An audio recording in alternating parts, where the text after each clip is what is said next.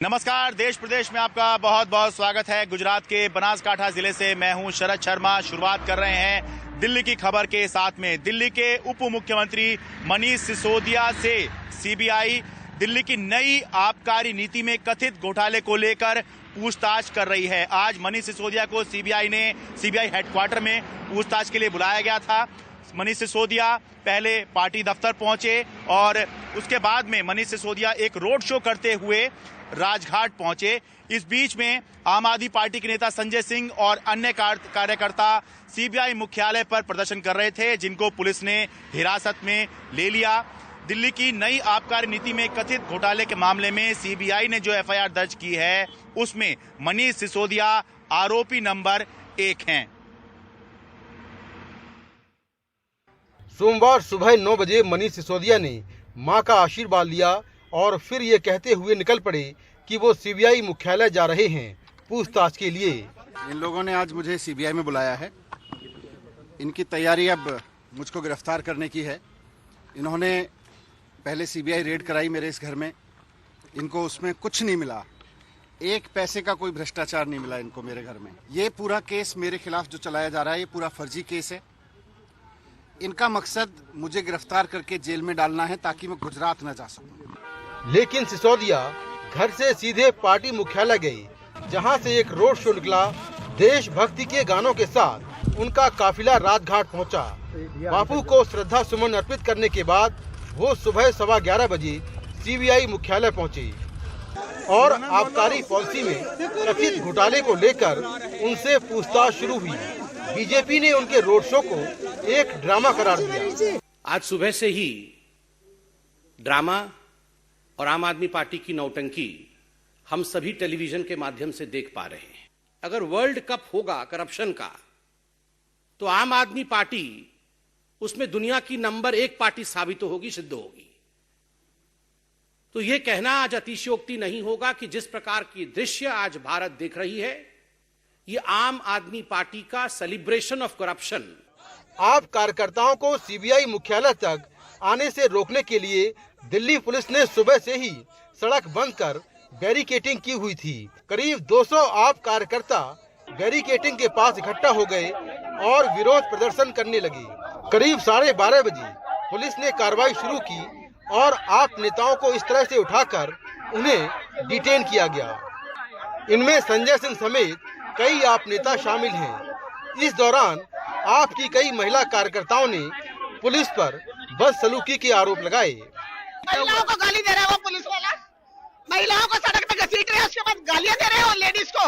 इनके घर में माँ बहन नहीं है क्या? आप लोग किस लिए यहाँ पर आए थे? हम लोग इसलिए आए हैं कि ये गुजरात में चुनाव हो रहे हैं और इनको चुनाव से हारने के डर से ये मनीष सिसोदिया जी को उन्होंने गिरफ्तार कर लिया है। मनीष सिसोदिया दिल्ली सरकार में आबकारी मंत्री हैं। आरोप है कि उन्होंने शराब कारोबारियों के साथ मिलकर ऐसी नीति बनाई जिससे शराब कारोबारियों को लाभ मिला और इसके बदले सिसोदिया और उनके करीबियों को कमीशन दिया गया, जिसमें शराब के ठेकों के लाइसेंस से लेकर चेक करने और डिस्ट्रीब्यूशन में गड़बड़ी तक के आरोप हैं। सीबीआई ने जो केस दर्ज किया है, उसमें सिसोदिया आरोपी नंबर 1 है। अभी उन्होंने गुजरात आना था, लेकिन आज इन लोगों ने मनीष सिसोदिया को गिरफ्तार कर लिया। वो नहीं चाहते कि मनीष सिसोदिया गुजरात में जाके चुनाव का प्रचार करें। 1 महीने तक ये मनीष सिसोदिया को गिरफ्तार करेंगे। जैसे ही 8 तारीख को नतीजे आएंगे, गुजरात में आम आदमी पार्टी की सरकार बनेगी, जेल के ताले टूटेंगे, मनीष सिसोदिया छूटेंगे। इस घोटाले को लेकर ईडी ने भी मनी लॉन्ड्रिंग का केस दर्ज किया है। 4 बार छापेमारी कर ईडी आरोपियों के करीब 150 परिसरों की तलाशी ले चुकी है। ईडी ने इस मामले में दिल्ली के जोरबाग में रहने वाले शराब कारोबारी समीर महेंद्रू को गिरफ्तार किया है, जबकि सीबीआई आप नेता विजय नायर और हैदराबाद के शराब कारोबार से जुड़े अभिषेक बोयिनपल्ली को गिरफ्तार कर चुकी है। सीबीआई की टीम मनीष सिसोदिया के घर में 14 घंटे तक तलाशी अभियान चलाती रही। उनका मोबाइल फोन जब्त किया गया, उनके बैंक लॉकर देखे गए। सीबीआई की टीम उनके गांव तक गई, लेकिन ये पहला मौका है जब सीबीआई ने मनीष सिसोदिया का बयान दर्ज किया है। सीबीआई का दावा है कि दूसरे आरोपियों से पूछताछ और कुछ सबूतों के मिलने के बाद मनीष सिसोदिया से पूछताछ का आधार बना। हालांकि इस कार्रवाई को सियासी कार्रवाई भी कहा जा रहा है। अब देखना होगा कि जांच एजेंसी मनीष सिसोदिया पर शिकंजा कहां तक कसेगी। नई दिल्ली से कैमरामैन मनोज ठाकुर के साथ मैं मुकेश सिंह, एनडीटीवी इंडिया।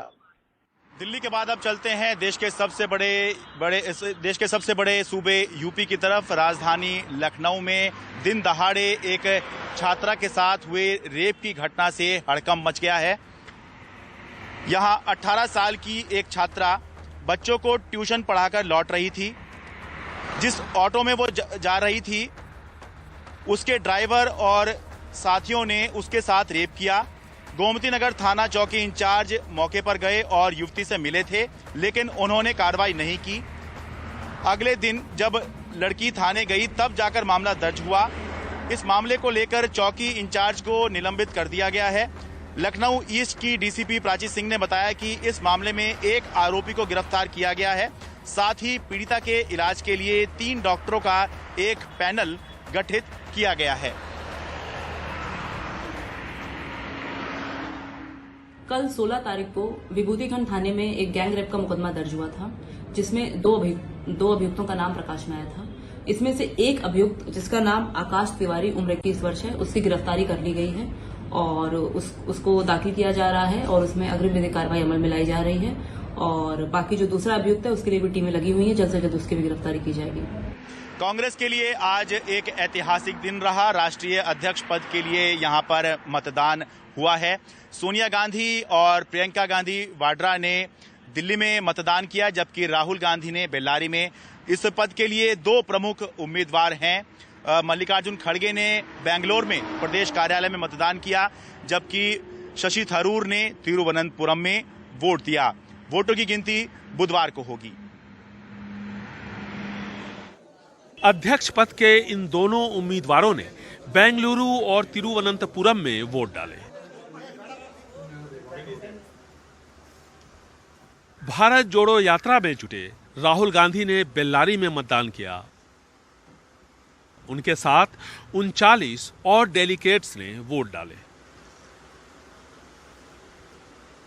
सोनिया गांधी और प्रियंका ने दिल्ली में मतदान किया। Ma'am, are you happy? I have been waiting for a long time for this day. 80 की उम्र छू रहे मल्लिकार्जुन खड़गे को गांधी परिवार के समर्थन वाला उम्मीदवार माना जा रहा है। अनुसूचित जाति से आते हैं, 9 बार लगातार विधानसभा चुनाव जीता है। उन्हें सुलीला सरदार यानी अजय योद्धा कहा जाता है। इस बार भी उन्हें जीत का भरोसा है। It is a part of our internal election. It is not general election. So whatever we have discussed in the elections or whatever we have said, it is friendly. There is nothing. And together we have to build the party. Today I called Mr. Kharge and I wished him well. And I said that, whatever has happened, we remain colleagues and friends. He's a respected elder of mine, and I look forward to working with him after this is over. And he said the same to you, he said, and I'm very grateful. We have to approach this in the right spirit. There is no enmity between us. Karnataka से इससे पहले S निंजलंगप्पा Congress के 1968-69 में अध्यक्ष बन चुके हैं। तब भी कांग्रेस में संकट का दौर था। अब भी कांग्रेस संकट में है और किसी भी अध्यक्ष के लिए चुनौती बड़ी होनी है। नए कांग्रेस अध्यक्ष को पदभार संभालते ही अग्नि परीक्षा देनी होगी। राजस्थान में सत्ता का संघर्ष थमा है, पूरी तरह से खत्म नहीं हुआ है। इसके बाद 2024 का आम चुनाव सामने। निसंदेह कांग्रेस संगठन के हाल के राजनीतिक अतीत की ये सबसे बड़ी घटना है। कांग्रेस पार्टी में हमेशा चुनाव होते हैं। पिछली बार चुनाव हुआ था तो राहुल जी या सोनिया गांधी जी लड़े थे, निर्विरोध चुनाव हुआ था। इस बार 2 उम्मीदवार हैं, इसलिए वोट पड़ रहा है। 19 तारीख को मतगणना होगी, नया अध्यक्ष बनेगा। लेकिन देश की लोकतंत्र में कांग्रेस पार्टी ने एक उदाहरण स्थापित किया है कि एक डेमोक्रेटिक, ओपन, ट्रांसपेरेंट चुनाव होता है और हमने करके दिखाया है। खड़गे साहब बहुत भारी बहुमत जीते। ये बहुत अनुभवी व्यक्ति के धनी है उनका अनुभव ही काम आएगा और अनुभव से ही काम होता है। देखिए, युवा शक्ति जो होती है वो अपनी मेहनत कर सकती है, अनुभव का कोई विकल्प नहीं होता है।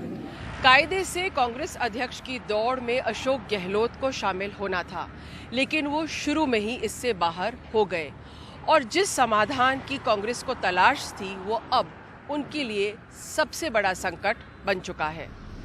इसमें शक नहीं कि राहुल की भारत जोड़ो यात्रा और कांग्रेस के संगठन चुनाव, ये दोनों कांग्रेस संगठन में नई जान डाल सकते हैं। पूर्णकालिक अध्यक्ष के चुनाव के लिए कांग्रेस में लंबा मंथन चला।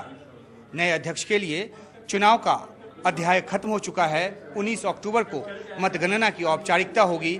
24 साल बाद कांग्रेस को कोई नया गैर गांधी अध्यक्ष मिलने जा रहा है, लेकिन देखना है कि 24 में वो पार्टी को क्या देते हैं। ब्यूरो रिपोर्ट के साथ Uma Shankar Singh, NDTV India. Break के बाद आपका फिर बहुत बहुत स्वागत है। अब खबर महाराष्ट्र की, जिसे शिंदे और उद्धव गुट के बीच में शक्ति परीक्षण के तौर पर देखा जा रहा था, वो मुकाबला शुरू होने से पहले ही समाप्त हो गया। अंधेरी ईस्ट विधानसभा सीट पर बीजेपी ने अपना उम्मीदवार वापस ले लिया। इसके लिए महाराष्ट्र की परंपरा का हवाला दिया गया और इसी के साथ उद्धव कैंप की ऋतुजा लटके की जीत पक्की हो गई। पहले राज ठाकरे, फिर शरद पवार और एकनाथ शिंदे गुट के विधायक प्रताप सरनाईक की अपील काम कर गई। बीजेपी ने अंधेरी विधानसभा उपचुनाव से अपने उम्मीदवार मूर्जी पटेल का नाम वापस लेने की घोषणा कर दी। हम पार्टी के कार्यकर्ता है, पार्टी ने हमको आदेश दे दिया वापस लेना। किसी दिवंगत विधायक की पत्नी जब चुनाव लड़ती है तो सहानुभूति पूर्वक ये बातें होनी चाहिए। ये महाराष्ट्र की संस्कृति है और मुझे लगता है इस संस्कृति की हमने सबने बात करनी चाहिए। महाराष्ट्र का इतिहास की बात करनी चाहिए, महाराष्ट्र को आगे लेके जाने की बात करनी चाहिए। शिवसेना उद्धव बालासाहेब ठाकरे गुट की उम्मीदवार ऋतुजा लटके ने इसके लिए सभी दलों का आभार माना। भाजपा के या किसी जिन्होंने मुझे आशीर्वाद दिया है और जिन्होंने बताया कि आप ये पोट निवडणूक बाय इलेक्शन बिनविरोध होना चाहिए, वो उन सबके मैं आभारी हूँ। महाराष्ट्र में सांसदों विधायकों की मौत के बाद उसके परिवार वालों की उम्मीदवारी पर अमूमन दूसरे दलों के उम्मीदवार न खड़े करने का चलन है।